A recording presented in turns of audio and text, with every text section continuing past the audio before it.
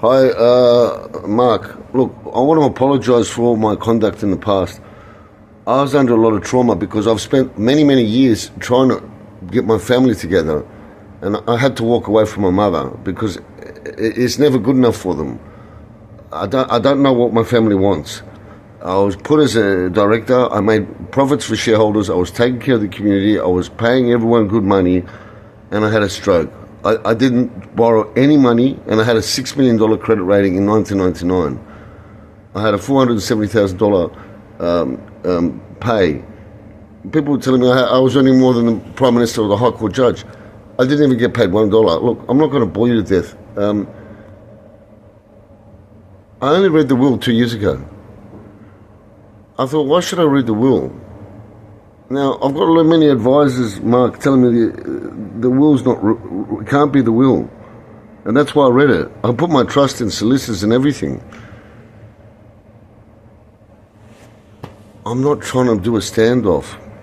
Now, I'll get to the point why I'm doing this email. Because I've got too many things on.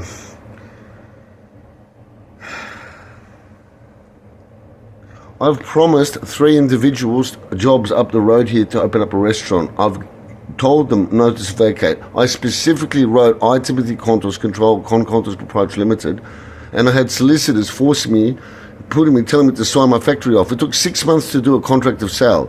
That seems very odd. Anyway, I wouldn't sign it. They were saying you've been waiting 6 months to get all the paperwork together, and 2 days I didn't want to sell it.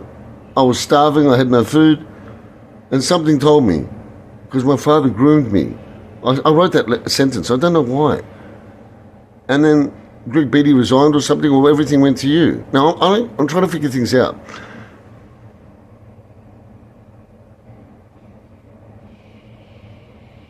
Now, I've promised people. I sold my factory and my business on the premise, and I got Stephen Arena, who is an award-winning chef. He works at he is the chef under the executive chef of DYRSL, the most profitable RSL in New South Wales. He had about 250 people underneath him. Very clean and very professional human being. He drives Uber. I've promised another individual who works in a factory from Richard Pratt. Now, he was waiting for a contract with Richard Pratt, and I was offering him a contract up here. In the end of the day, Richard Pratt didn't employ him. He worked so hard. He was the best worker, and they found out that he had stolen something from Sydney Tools. Oh, I'm sorry to bother you. And now he's got no job. And I promised him this contract. And then I have another individual, which is an international DJ, and he can't have any work. He doesn't even have a place to live now with his daughter. He's calling me up. Now, they can sue me. What do you want me to do, Mark? Get affidavits now from them? Put across to you? Because they're on the street now.